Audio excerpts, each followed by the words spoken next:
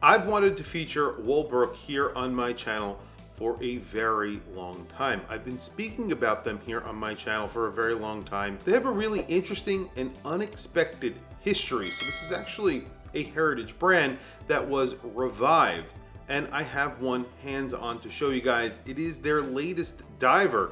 It's an all yellow diver. This gets a yellow dial, a yellow strap, and a stainless steel bezel. It's really interesting. Like I said, I have one hands-on. So let's flip the camera and take a look at the Wolbrook diver in all yellow. I am very excited to finally have a Wolbrook here on my channel. One of the reasons why I've always admired this brand is because Neil Armstrong wore this watch when he was a test pilot, and it was a watch that he chose. So it was his personal watch. He wore a skin diver, the exact watch that we're looking at today, obviously in a different color format. I don't think he wore a bright yellow watch. That would make a lot of sense, but he wore one that was a black dial with a black rubber strap. But that was what he chose to wear. So I think that's really cool.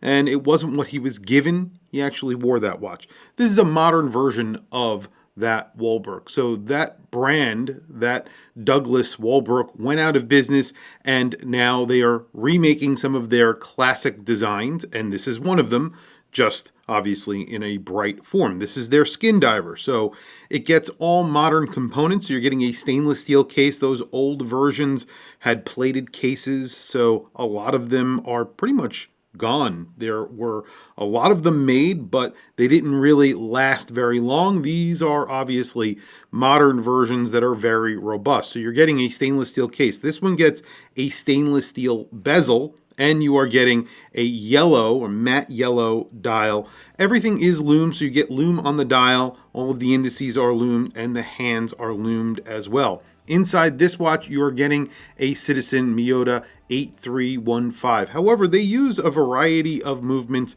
in their watches. Currently, all of their watches are assembled in France. So it actually says France down at the bottom of the dial. It doesn't say assembled in France or made in France, because obviously this is not made in France, but it is assembled in France. So they just put the word France on the dial. You also get a sapphire crystal, which is very boxed, as you can see. You get a sign crown with the W. It is a screwed-in crown, screwed-in case back, 150 meters of water resistance, because this is a skin diver, and you do get drilled lugs.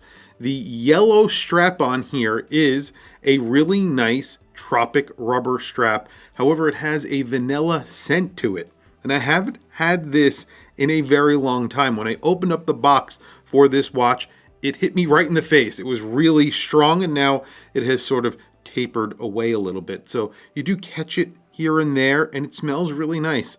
I like that. That's not something that I've seen or smelt in a long time. There were a lot of strap brands doing that a little while ago, and now I think not many are doing it. So I'm glad to see that. I do like that smell better than the rubber smell that you normally get from a tropic rubber strap. So that's just something to be said. There is one other thing that I do want to mention about this watch in particular, and Wolbrook in general. They have their own hexaple, that's what it's called. It's a shock absorbent system that they put into the case. So the case is basically a traditional stainless steel case. Inside the case, holding the movement, is a rubber gasket that is good for shock resistance. You do get Super-LumiNova, like I was saying before. That's on the hands, and the indices you do get Super-LumiNova on the second hand, because you do have a pip. Size on this watch is around 39 millimeters, so it's around 39 and change. If you measure it at the bezel, it's around 39 millimeters at the case. So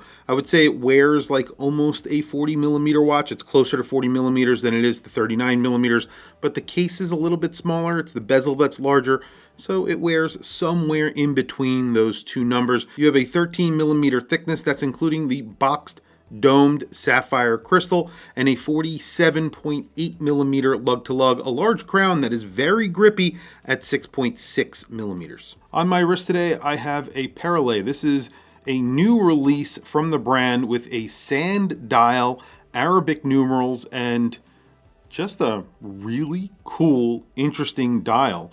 And overall, the case is very thin as well. I really like this watch. I think it's very good looking. There is the Skin Diver on my 7.5-inch wrist, and I have to say, this wears really nicely. It's a very good looking watch, and I really like the yellow. Now, obviously, they make lots of different colors for this watch, but this is just one of the most recent colors that they've come out with. It is very bright and kind of in your face, but if you don't like this bright watch, you can get one with a very subdued look as well. Something that looks more traditional, like the original that was worn by Neil Armstrong. They actually make an exact version that was like the one that was worn by Neil. So pretty cool. When you think about a micro brand with actual heritage, this is one, and it was worn by somebody who people really do admire. Think about Speedmasters and how much influence the Speedmaster has had on the watch industry in general. This is yet another space watch. Technically didn't go to space, but it was worn during test flights, and it was probably worn somewhere near space. Maybe I'm completely wrong about that, but it's pretty cool. I mean, this is a 40mm watch, just about. It wears a little bit smaller than that. I have a 7.5-inch wrist. You have a 48mm lug to lug. It's just a little bit smaller than that, and a 13mm thickness. It looks fantastic on my 7.5-inch wrist. Well, there you go. Lume is pretty good on here. It's actually liberally applied to the hands, the indices. You have a little pip in the bezel. By the way, let's listen to the bezel action, which is pretty good on here because you do get a solid stainless steel bezel. So let's listen to that.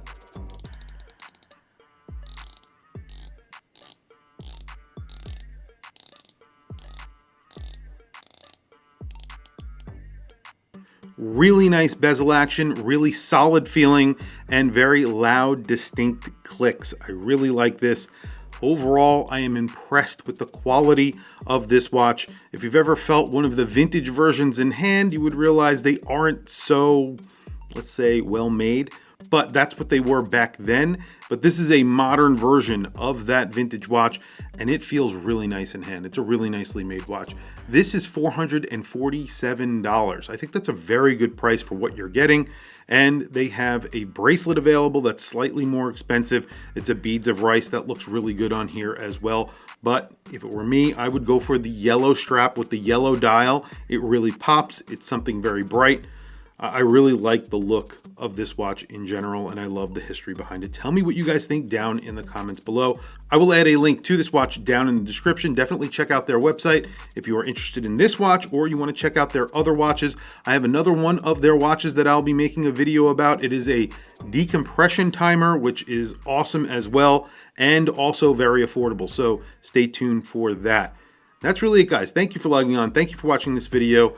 Don't forget to like, subscribe, hit that bell icon. It is super helpful for the channel, and I very, very much appreciate it. And I will catch you guys in the next video.